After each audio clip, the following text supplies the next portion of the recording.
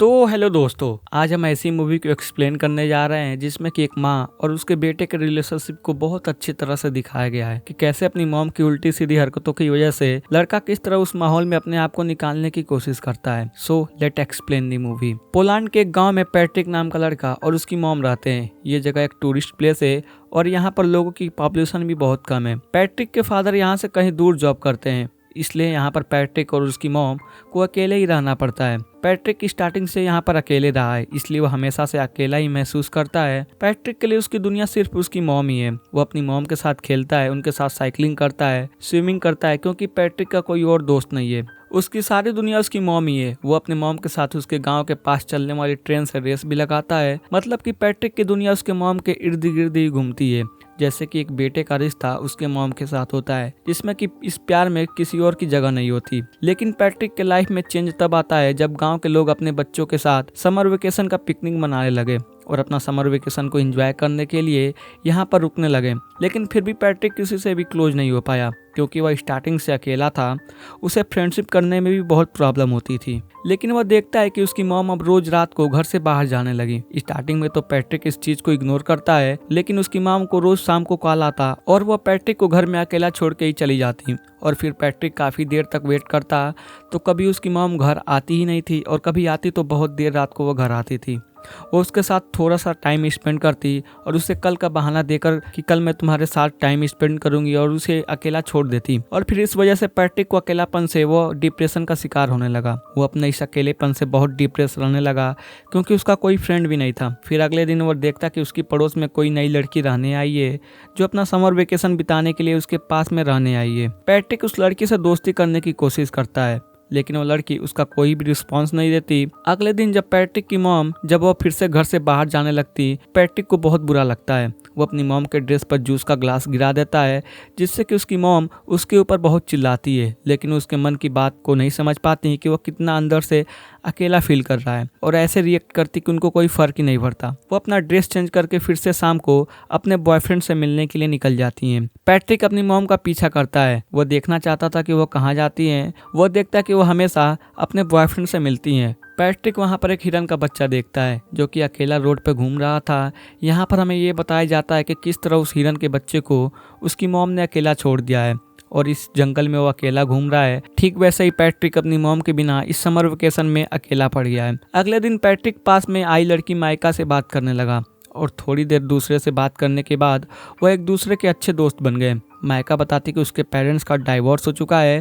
वह खुद भी बहुत अकेला फील करती है। अब माइका और पैट्रिक में काफ़ी अच्छी दोस्ती हो जाती है, और फिर पैट्रिक वह सारी चीज़ अपनी मॉम के साथ किया करता था, साइकिलिंग करना, स्विमिंग करना, वह सारी चीज़ें अब माइका के साथ करने लगा। उसे माइका के साथ काफ़ी अच्छा लगने लगा और वह अपना अकेलापन को ख़त्म कर सकता है, अपना दर्द माइका के साथ शेयर कर सकता है। अगले दिन पैट्रिक के घर पर वो लेडी आती है जिसके हस्बैंड के साथ पैट्रिक की मॉम का अफेयर चल रहा था। वो पैट्रिक से तो कुछ नहीं कह पाती, और पैट्रिक की मॉम घर पर नहीं थी, तो वो लेडी वहाँ अकेले ही रोती है। उसी शाम को पैट्रिक के डैड का कॉल आता है। फिर पैट्रिक और उसकी मॉम उनसे बात करते हैं, तो पैट्रिक की मॉम पैट्रिक से कहती कि अपने डैड को मेरे अफेयर के बारे में कुछ नहीं बताओगे, और फिर वो पैट्रिक से इस बात की कसम ले लेती हैं। पैट्रिक कसम देता है कि ठीक है, मैं डैड को कुछ नहीं बताऊंगी। पैट्रिक को लगता है कि ये करने से उसकी मॉम उसके साथ ज़्यादा टाइम स्पेंड करेंगी, लेकिन उसकी मॉम को कोई भी फर्क नहीं पड़ने वाला था। वह इतना परेशान हो गया था कि वो अब डोर की भी छुपाने लगा था और अपनी मॉम को जाने से रोकने लगा।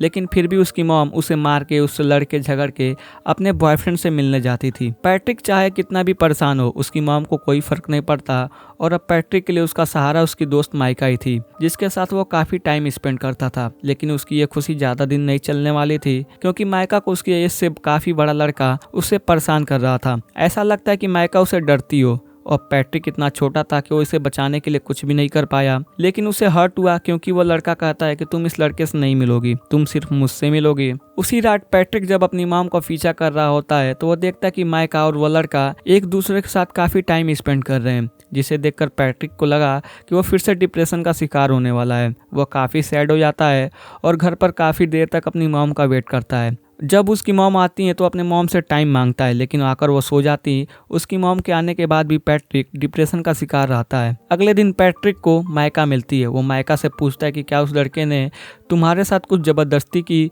तो माइका वहाँ से डर जाती है और भागकर घर चली जाती है।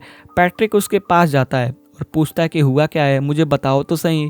लेकिन वह बिना कुछ बोले ही रोने लगती है। पैट्रिक को लगता है कि वह लड़का उसके साथ ज़बरदस्ती किया है। वह वहाँ से जाता है उस लड़के के ग्रुप में और उस लड़के पे अटैक कर देता है। लेकिन एक छोटा सा लड़का उसे कैसे लड़ेगा, और वह लड़का पैट्रिक पे भारी पड़ता है और पैट्रिक कुछ नहीं कर पाता है। थोड़ी देर बाद माइका पैट्रिक के पास आती है और उसको समझाने की कोशिश करती है कि हम अच्छे दोस्त बन सकते हैं, तुम इतना हर्ट क्यों हो। लेकिन पैट्रिक को कुछ ज़्यादा ही हर्ट हुआ था। वो माइका से बात नहीं करना चाहता था, क्योंकि पहले से ही अपनी मॉम की वजह से वो बहुत हर्ट हुआ था और अब माइका ने भी उसे हर्ट किया। इसलिए वो इतना ज़्यादा इमोशनल हो जाता है कि वो अपने इमोशन को कंट्रोल नहीं कर पा रहा था। वो अपने गुस्से को माइका के ऊपर निकाल देता है और उसे बहुत कुछ उल्टा सीधा बोलता है, जिससे कि माइका भी हर्ट होती है और वहां से चली जाती है। पैट्रिक को कुछ समझ नहीं आ रहा था कि वह इस सिचुएशन को कैसे हैंडल करे, क्योंकि वह भी एक छोटा बच्चा था। उसे समझ नहीं आ रहा था कि वह इस सिचुएशन से कैसे निकले। उसकी मॉम भी उसे सपोर्ट नहीं कर रही थी और वह बिल्कुल अकेला था और उसे जो समझ आता वो उसे करता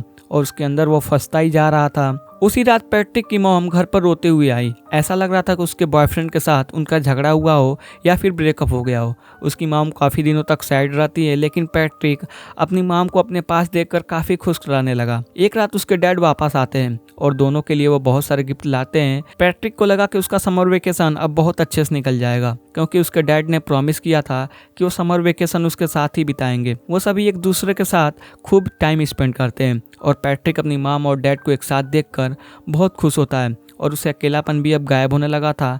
एक रात उसके डैड पैट्रिक से पूछते हैं कि क्या मेरे जाने के बाद तुम्हारी मॉम किसी से मिलती या घर लेट आती। तो पैट्रिक तो अपनी मॉम से प्रॉमिस किया था कि वो नहीं बताएगा, इसलिए वो अपने डैड को अपने मॉम के अफेयर के बारे में कुछ भी नहीं बताता। लेकिन उसके डैड को थोड़ा डाउट हो जाता है, क्योंकि पैट्रिक की मॉम का बिहेवियर चेंज हो गया था। उसी टाइम माइका आती है और फिर दोनों साइकिलिंग के लिए जाते हैं। वहाँ पर माइका पैट्रिक से कहती कि मेरा समर वेकेशन अब खत्म होने वाला है, मैं यहाँ से चली जाऊंगी। माइका को हर्ट करने पर पैट्रिक को काफ़ी दुख होता है, लेकिन वो अब क्या ही कर सकता था और समर वेकेशन खत्म होने पर माइका को जाना ही था। फिर वो अपने घर आता है तो उसी लेडी को देखता है जो कुछ दिन पहले उसके घर आई थी। जब वो घर के अंदर जाता है तो देखता कि उसके डैड बाथरूम में बैठ के रो रहे थे। पैट्रिक को समझ आता है कि उसकी मॉम के अफेयर के बारे में उस लेडी ने उसके डैड को बता दिए। इस बात से हर्ट होकर उसके डैड डिसाइड करते हैं कि वो यहाँ नहीं रहेंगे और वापस जॉब पे चले जाएंगे और फिर शायद कभी वापस नहीं आएंगे। पैट्रिक की मॉम उनको समझाने की बहुत कोशिश करती है, लेकिन होता है ना कि एक बार रिश्तों की ट्रस्ट की बुनियाद टूट जाती है तो उस इंसान को रोकना नामुमकिन सा हो जाता है। और फिर पैट्रिक के डैड यहाँ से चले जाते हैं और समर वेकेशन भी खत्म हो जाता है। अब पैट्रिक को स्कूल जाना है तो उसकी मॉम उसे रेडी करके उसको स्कूल छोड़ने के लिए जाती है। वह दोनों एक साथ रोड पे चल रहे होते हैं, एक दूसरे से बात भी नहीं कर रहे थे और पैट्रिक को अपने मॉम पर गुस्सा था, क्योंकि उसकी मॉम की वजह से उसके डैड उनको छोड़ के चले गए और उनकी सेल्फिश बिहेवियर से वह इतना डिप्रेस हो गया था कि वह किसी से घुल मिल नहीं पाया। वह अब रेलवे ट्रैक क्रॉस करने वाले थे, उसकी मॉम आगे जाने लगती है और फिर पैट्रिक वहीं रुक जाता है। यहाँ पर हमें ये बताया जाता है कि आप अपने लाइफ में आगे चलते जाते हो और बच्चों को पीछे छोड़ देते हो और उन दोनों के बीच पता नहीं किस रिश्तों को तोड़ने वाली रूपी ट्रेन आकर आपके सपनों और अपनों को कुचल दे। फिर उसकी मॉम पीछे मुड़कर देखती है कि पैट्रिक तो पीछे ही रह गया। वो ट्रेन को देखकर रोने लगती हैं कि उसके बच्चे को क्या होगा। उनको अचानक से रियलाइज होता है कि उनकी लाइफ में कौन इंपॉर्टेंट है, वो आदमी जिसे वो डेली मिलती है या फिर उनका हस्बैंड और उनका बेटा जो हमेशा से उनके साथ थे। वो खूब रोती हैं और उसे समझ आ जाता है कि उसे इस लाइफ के ट्रैक को अब चेंज करना होगा। और फिर ये मूवी यहीं पे ख़त्म हो जाती है। तो मूवी की एक्सप्लेनेशन आपको कैसी लगी? अगर आप आगे भी इसी टाइप की मूवी देखना पसंद करते हैं तो प्लीज़ इस वीडियो पे 200 लाइक्स पार करवा दो, जिससे कि मुझे फ्यूचर में और भी मोटिवेशन मिले और मैं आपके लिए ऐसी ही मूवी लाता रहूं। तब तक के लिए लव यू, बाय बाय।